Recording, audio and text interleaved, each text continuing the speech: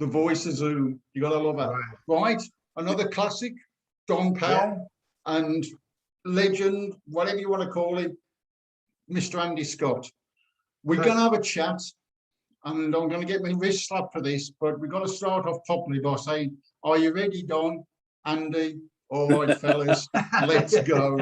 Sorry about apologies, but I have to say, I owe people money now. Right. When did you two first meet? Well, there was a gig we did like before the Bahamas, wasn't there, Andy? The Bahamas was 1968, but I thought we did a gig together. Was it with the Elastic Band? Yeah, the Elastic Band and the In-Betweens. That's it. Yeah. Can you remember what it was like? Was it a college gig or something? I think it was, yeah. Something like Keele University or something. Oh, right. Like that. Yeah, that's right. In Staffordshire, well, just north of, yeah. You were always fucking louder than us, though. Yeah. Yeah. I don't think that's changed, but yeah. But no, that's right, because I mean, I told you, Andy, I made contact with two of the school kids from Freeport. Yeah. I think they underwent a horrible time, didn't they, not so long ago when that hurricane went through? Yes, pretty bad, because Randy, one of the school kids who I've made contact with, he lives in Canada now. He was saying they used all the school kids from the time when we were there. They all used to have a reunion every couple of years. But for since that hurricane situation, that's all been knocked on the head, So. It seems quite weird, doesn't it, that two bands from the UK end up on the same island in the Caribbean, the same time in the Bahamas, at the same time. Did you have the same experience as the In-Betweens, Andy? They got sort of ripped off basically. Were you what were you called at that point? Were you still the In-Betweens, or were you Ambrose Slade? I think it was the In-Betweens then. I think. Right. Okay. Yeah, I remember. I remember. I had hitched up with a very nice lady who worked for Bahama Airlines, which was a subsidiary of British Airways, and. I mean, she was very nice. She used to look after us and bring an esky down onto the beach. And I remember us all sitting there, having cold cokes. And this one day, somebody had a lilo, and there was me, you, Noddy, my brother, hanging off this lilo. And we suddenly realized that it was rather dark below us. We'd gone beyond the reef. We suddenly realized we drifted out. Yeah, and somebody said, there's all kinds of stuff out here. I think we ought to head back. And of course, we're all now paddling like hell as this lilo is losing its air to get back within the atoll reef, where at least you could see some sand below you. Yeah. But I remember, funny enough, talking about the lilos, I remember when this girl that H hitched up with, actually this girl was the first one to bought H's first wig in the Bahamas, and allegedly, but allegedly. But we didn't used to see H as often. It was always you, Nod, and Jim. Yeah, I don't know what happened to H really. It's just a strange situation. But I remember because he sort of dumped this girl who bought him the wig, and on the one time she was trying to we were all down the beach, and she was being ultra friendly to H, and she got this lilo as well. Well, I don't know, H can't swim, right? So she got H on this lilo and was slowly taking him out way beyond his depth. Right, on purpose, it's all on purpose, right? And then try to tip him off it, right? I tell you what, I've never seen anybody panic. Well, I'm sure it is. I mean, I've seen people who can't swim, right, especially being taken right out, and she was like trying to do a payback thing, and she tried to chip him off it, and he really panicked. I tell you. Mind you, it wouldn't have to be too deep for him, would it? You know, sort of. No, it wouldn't. You know, I suppose some bath water would seem a bit deep for him, wouldn't it? I suppose. What was a normal bath. I said a normal bath full of water. Oh yeah, right. But I remember watching his son. I think his son was 12 years old then, Sam. I think his son was trying to teach him to swim. Was like sort of holding him under his sort of stomach sort of thing, and H was thrashing him out trying to let him to swim. It's a funny thing, Darren. It's just, anyway, look, we can't swim. Yeah, we got home, you know, which I suppose is I remember us having I don't know about you, I think we had one-way tickets for some reason. Oh no, we had return tickets. Because nobody knew when we would be how long we'd kind of be out there. I think we had vouchers, you know, to kind of book a return from what I can remember. I mean, you must have come the same way as us across the north, across the Arctic Circle to Canada and down. And then we refueled in Bermuda. Oh, right. Oh, you went the other way. We refueled in Gander, which is off Newfoundland somewhere. Okay, you know, Bermuda. And we were told you can get off if you want, but it's below zero, and we all kind of got off. It was literally a plane where you could stop, a truck full of fuel to fill it up, and some Nissen huts where everybody was hustled around, you know, like the old-fashioned kerosene fires. Yeah. So I mean, no, we flew Heathrow to Bermuda, then to Nassau. You know, sort of bloody thing. Luxury, mate. That was. Yeah, I know. But I had equipment there. It was like 2 AC-30s. It was a Marshall 18-inch for Jim. Did you take a drum kit out there? Yeah, I took my small box stand. It was the same Ludwig kit that Ringo had. I think everybody bought the same kit as Ringo when he came out. You know what I mean? Well, when we went out there was already some rig out there. There was a Hammond organ.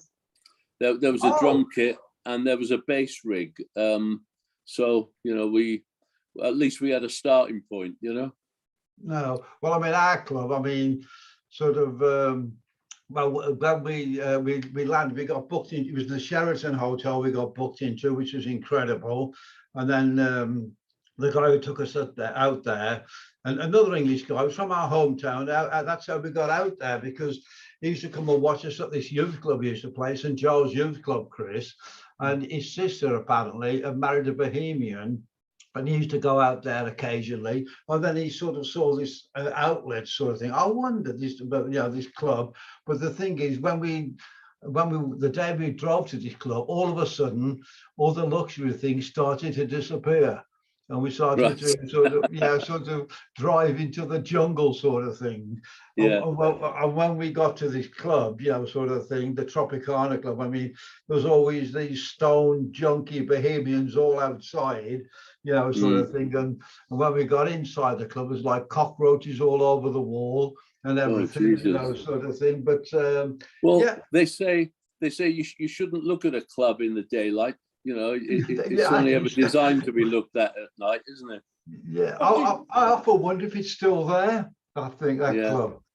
I mean, I think our club was probably a bit better than yours, but our accommodation, yours was a joke. Was wild, wasn't it? Yeah, our accommodation was terrible. What did you think of each other as bands? I mean, what were you playing and things like that? Well, we were probably playing fairly similar kind of sets, you know, like a little bit of old rock and roll mixed in with a bit of Motown and so it was mainly Motown because I remember because the club clientele, for want of a better word, like the Black Bohemians, they loved us because we were playing Tamla Motown and stuff like that. You see. Well, I guess you were doing 3 sets or something like that, and our last set, because it was always the after midnight set, you know, to finish off, we started to go back to the kind of our roots, and, you know, doing things like a little bit of Mose Allison and a little bit all right, yeah. Okay. You know, slow blues, and, you know, things like this, which kind of set us up for when we came back, you know, to record our first album and things. Oh, okay. Yeah. Well, that was a bit the same as us, Andy, because we learned to play Born to Be Wild from over there, because that's exactly, and Hutch. Yeah, and it was a big. That's right. It was a big Hutch. hit for Steppenwolf and Journey to the Century of Mind by Amboy Dukes, which is Ted Nugent. Yeah, you know, and it was out there that we discovered the band Spirit as well. Oh, that's right. We learned Uncle Jack by Spirit. Yeah, we had fresh Garbage was one of the things. That's it. Fiddle about with. Yeah. Actually, that's still a great album. That very first album I got, because used to be that Saturday morning sort of pop show. I think what was his name? That famous American guy, DJ, like TV host. He's been doing it for years, because we did his show again in the 80s when we went back with Runaway, and that's where we first heard things like Spirit, Steppenwolf, and Boy Dukes, and you know, that was a Saturday morning show that he had. Yeah, it's not bad. Sorry, I was just going to say, for two provincial, British bands, the amount of stuff that you were having to play, and it was just a case of necessity. You had to learn fairly obscure stuff. The back of Wolverhampton, back of Swan, whatever. They wouldn't be playing it. I'm not sure about that. I think that we were slightly ahead of the curve with Easy Rider hadn't been released, so you know, we all got probably what became Slade and the Elastic Band. We both went back performing Born to Be Wild, and everybody probably thought it was our own song, you know. But it was. I just think that I mean, for example, when I first joined Sweet, I took with me a couple of the songs that the Elastic Band had been doing before we started to be known for our own material. Things like a couple of Crazy Horse songs, you know, like Cinnamon. Neil Young. And things like this, because Sweet, I'm not saying it was a backward step, but Sweet was still doing a lot more covers when I joined them, because until you've had a hit record, that's what it is. I mean, we were doing a mixture, anything from Zeppelin all the way down to Tamla Motown again, and old rock and roll, Lucille and things like this, you know. So right, let's try and move forward in time. Let's get into, let's call it the golden period, for want of a better word or phrase. Were you aware of each other when sort of you were having your hits, Andy, and obviously Slade were having their hits? Did you come across each other much other than Top of the Pops and things like that? Because that's the established view that I know everybody lived in this bubble. Yeah, well, having spoken to Don, I know that they played with more bands than we did. Like you had Susie on your tours. You also did some gigs with Quo. You did some gigs, you know. Whereas Sweet, we didn't play with anybody.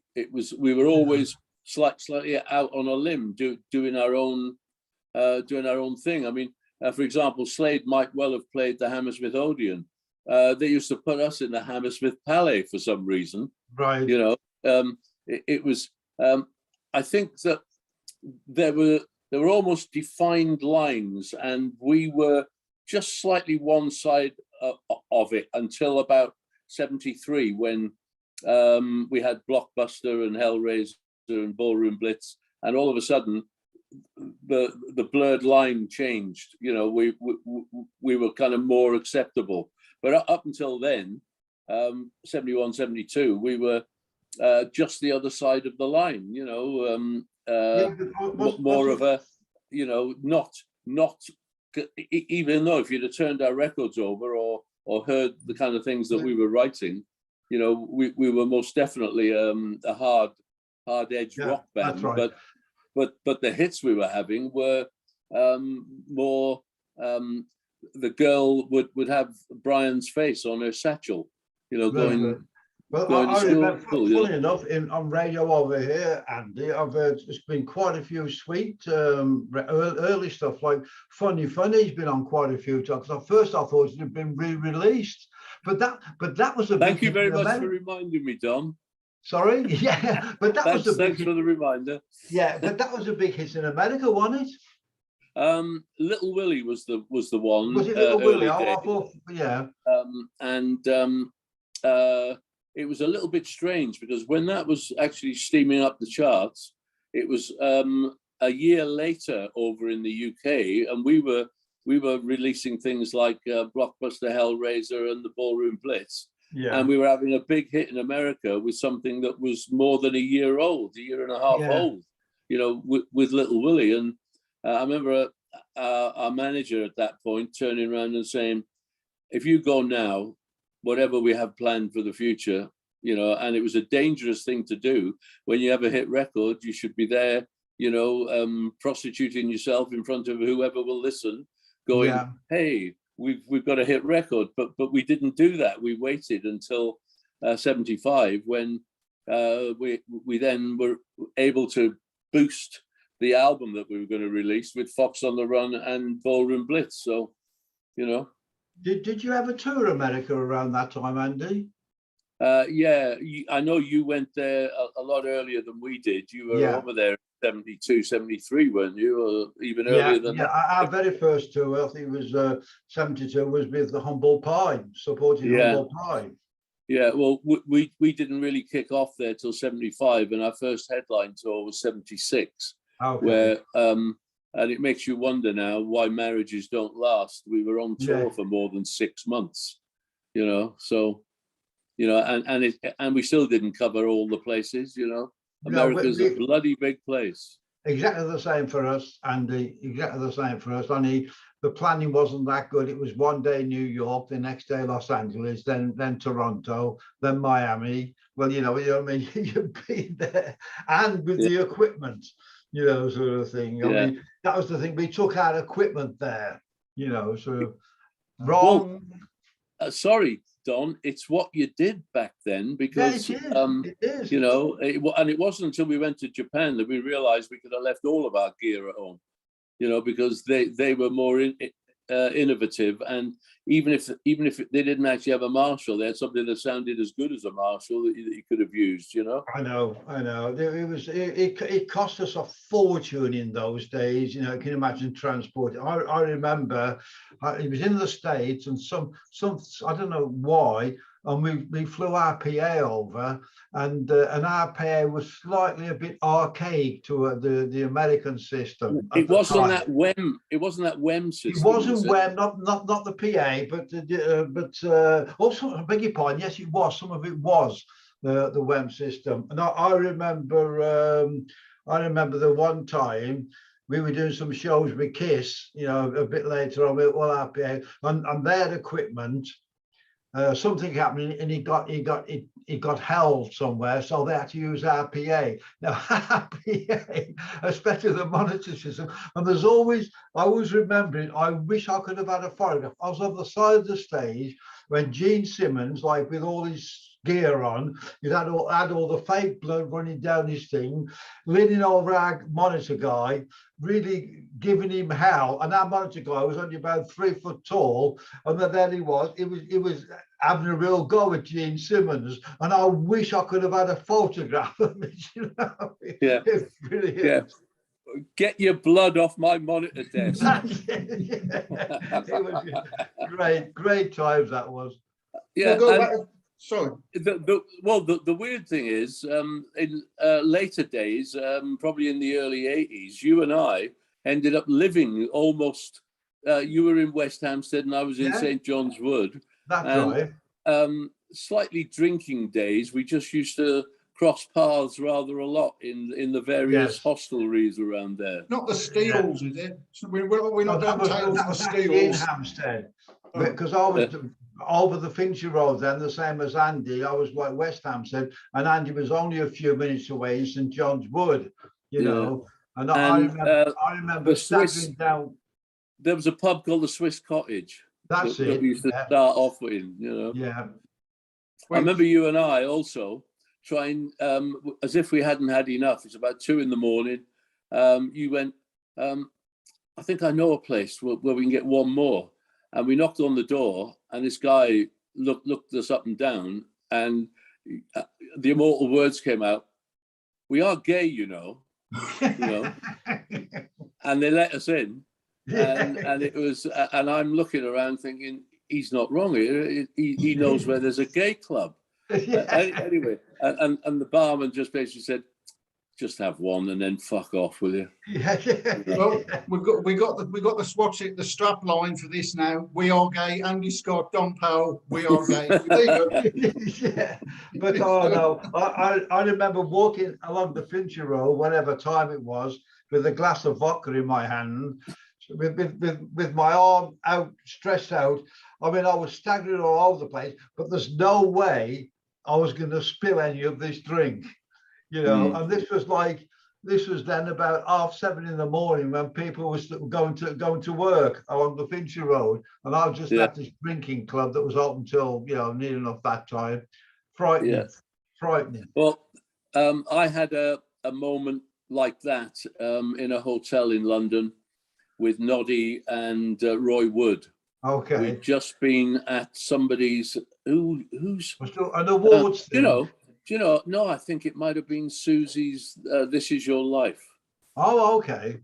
Something like that. And all the other halves had gone to bed, and we suddenly realised what time it was when not only had they laid it, but people were coming down for breakfast, and we're still sat there.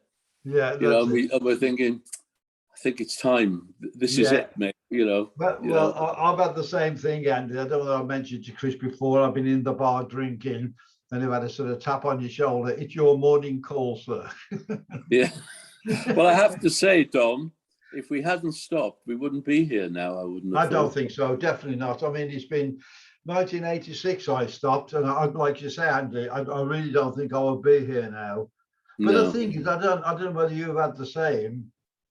I had more fun, but as soon as I stopped drinking, I suddenly realised I was having more fun being straight, you know, without waking up with sort of cuts. I remember waking up, I'd be cuts on my hand or a black eye or a swollen eye, then going back into my bar, and I said to the owner, I said, "Was I falling over last night?" No, you weren't falling over. You just insulted this girl and she punched you. So, and that's what the black eye was. Well, I have to say, I've had more wittier, acerbic comments from you in the later part of your life than in the earlier part of your life. Yeah, well, I couldn't really speak. Yeah, sorry, Andy, carry on. And I wouldn't have missed it for the world. No, but I'll tell you what, the classic one once when I don't know, we've been out drinking. Actually, I was with Frank Lee, you know, and and also Steve McNerney from the group called the Pleasers. We've been out. I've done some session work, first played drums for him.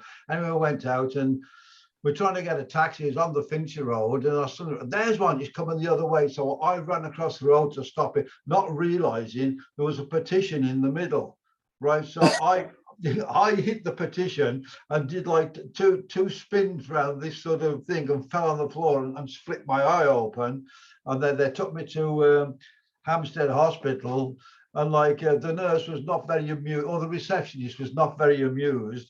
And then I managed to get my name out, and then she was asking me what my profession was, and I was trying to say musician, right? And I go music, and I just could not get it out. And she was not amused, and she said, "Listen, I've been here all night. I will ask you one more time. What do you do for a living?" I just took a deep breath and said, "I'm self-employed." I couldn't say musician. What year was this, do you reckon? This must have been late 70s. Right. Well, I would have probably said, "Don't you know who I am?" at that point. Oh no, don't you know I used to be? Yeah. It's like when, and I can't remember whether it was H who said it first. You know, this is my drummer, Don. Yeah, Ever since then, you used to walk up and go, "Oh, this is my guitarist." yeah, You know, Dave Hill, and yeah. I used to love that. You know, Yeah, that's but a I lovely. remember the classic ones. He was staying at my place. He wanted to do some Christmas shopping. Anyway, we went out wherever it was we were shopping, and he bought something. I think it's for his wife, I think. Anyway, the lady says he was going to pay by check, and the lady said, "I need your bank card, sir," and he hadn't got it with him. Right, he said, "Well, I'm sorry, I need your bank card, sir." And because he did the proverbial, "Don't you know who I am?" Right, of course, the lady said, "I don't care who you are, so I still need your bank card." Exactly. Yeah, Yeah. Love it. Yeah. no, I some think funny we times. learn early that you only use that once, because it's not going to ever really work, is it? You know, No, never. don't you know who I am? You know. No. I know. I started saying, "Don't you know who I used to be?" You say one of those, you know, so just to create a laugh. I've got to interject because I'm getting remiss because people are going to ask me a quick top of the pops questions. Did you ever meet each other on Top of the Pops in all your, you know, when you're all in your full pomp and glory? You were just out glamming everybody, Andy, to be honest. Well, because I knew the guys before I joined Sweet, whenever we were on Top of the Pops, the other guys used to wonder where the hell I was, and then they'd go, "Oh, he's probably in Slade's dressing room again," you know. But I don't know whether you had a rider and had some alcohol, but we were always told it's the BBC. You can't actually have anything like that in your dressing room. Well, that was the same, but we used to sneak our own in, you know. So it was the same. Maybe that's why I was there then. Yes, it was the typical sneak your own in, and because then you know yourself when you used to go to the bar afterwards, then you'd have to buy the doorman a pint to let you in. You didn't need to, but he always used his power. You know, that's how lax the BBC was. I remember Brian and I being in London and thinking, "Oh, it's Top of the Pops tonight. I know we're not on." But we just used to steam up there, give it a load of that, and end up in the bar and say hello to all the people who'd been on Top of the Pops that night, you know. And that's it. I mean, now I think you need a swipe card to even get from the front door to reception, and then from reception beyond that, you know. And there's usually somebody escorting you around. It's a rabbit warren now, though. You know, yeah, I can imagine. It's not the kind of place that. You wouldn't want to hang around. Let's put it that way. But one story I do remember about the Top of the Pops bar, we were up there, and the Kinks were on the show as well, and Ray Davies was up there, and he was a bit worse for wear, and I think it must have been '83 when we had My Oh My Out or something like that, and because we were all up in the bar, and he thought H was wearing a wig, which he wasn't, right? So he goes over and pulls H's hair, right? Now it must have been before that because Chaz was still looking after us, and he pulls H, and it actually really hurt H, and it wasn't a wig, and it really hurt H. But Chaz was great, and he got Ray Davies by the neck up the wall, threatening to stick one on him, and it was the time when you wish you could have taken a photograph. Yeah. And I would have said that you don't argue with that man. You know?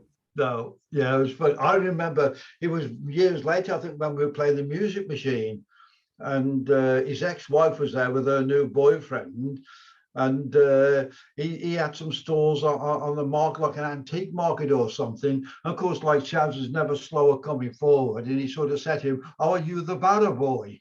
Right? which didn't go down very well, and he actually stuck one on Chaz. And Chaz just stood there as if he like he didn't, he never felt a thing. You know? Well, yeah. We've got 8 minutes left, so I better ask you about QSP. Right. Right. Any future plan? We need a you mean this? You mean? Oh, that's the one. Yeah, that's it. Well, we have actually been talking about QSP2. I know it sounds like a liner, some kind of ocean-going liner. But because of like Susie, the most incredibly busy woman in the world, you know, trying to tie her down is quite difficult. So timing is everything, and probably Don and I have been twiddling our thumbs last year while she's been out making 2 albums and you know, taking her grandkids halfway around the world and all this stuff. And we just started to talk about it about a month ago, 2 months ago, something like that. Yeah. And then all of a sudden, well, not all of a sudden, but this year, Sweet have had 3 singles out, you know, which have been in various charts here and there. Yeah. And I just sent a quick email to Don and basically said, I think next year might work. However, if we're going to start thinking about things, we need to start thinking about, because the whole thing about QSP, what really worked for me was, it was the cover versions and the originals. Yeah. It was the fact that we picked up some, you know, some of the older tracks, like, I mean, Susie singing Just Like a Woman, you know, it's fantastic. And what Don and I did musically is great. And which like the Price of Love to me worked out fantastic. Yeah. So if we can find another half dozen or so songs like that and make them our own, and then add to it with, you know, with the new material, I think that's a formula that really works. Plus, we didn't. I mean, I was the producer, and I didn't let, should we say, little things get in the way. I'd rather have a good feel and then sort it out later than keep going back and saying, no, we didn't all come in together at that point. You can fix things in the digital medium. And especially as some of these songs, Don, they were like 6 minutes long anyway. We just didn't know when to stop with them. So there's always a way of editing things backwards and forwards, you know, and I think really in general, the whole feel was great between the 3 of us. And you managed to tour it as well, which is at the moment something that's a little bit dodgy, isn't it? You know, Don's in Denmark and yourself and Susie. Well, I think that with the QSP thing, we were lucky that Susie was going to Australia and she invited us along. So the infrastructure was already there, and it was just a matter of us sorting out how we were going to present because she was her own opening act, you know. So QSP, and then I have to take my hat off to her, but we were doing something like 45-50 minutes up front. She then had something like a 20-minute break or so, and then she went on stage again for 1 hour and 40. You know, I mean, no, hats off to her on that one, though. Yeah, absolutely. Yeah. Whereas Don and I would then slope off back to the hotel and have well, he wouldn't have a sherbet, I might have a beer and then a sandwich or something, you know. Yeah. And somebody say they go the gay ones, and that'd be it. Exactly. You know, only thinking of ourselves. Yes. I'd like to end. I think if we manage to get together again to do so, I'd like to use Real World again. It would be great, but you know, but Susie's mentioned a place by her. Exactly. I think it's where we would all feel most comfortable, and I think if you take yourself away from an environment that you're used to, you sometimes you have to do things. You know, I found that because I work in my studio here a fair bit, and I found myself being able to go, "That's enough, lads. Today, you know, Whereas if you're in a place, and we used to go back in after dinner and listen and get some new ideas on things, and I think that's a good point. And it being residential as well, it means you're all on site. You can't go anywhere, and you need a keyboard player. You bring him in. You know, you need It's but it was nice. Remember that maybe at the end of the day, when we just thought we'd say we used to go to one of the pubs and have something to eat, just chill out, and you know, whatever. Well, I think it was a great environment. It was a great sort of working setup, I thought. I thoroughly enjoyed those sessions. Well, unfortunately, I've got to bring this to an end, but we'll have a chat afterwards. But I'll say thanks again. Thank you, Andy, so much. It's been it's been good. Yeah, and I wanted to talk about you've had John and Francis from We'll do it on the next one. Yeah. Okay. Okay. Brilliant. Yeah, we'll get another one done. I'll tell you what, these are going down amazingly well, Andy. Anything, whenever you want. Okay. We'll work it out. I'll stop the recording and we'll thank you again. If we can work out how to do it.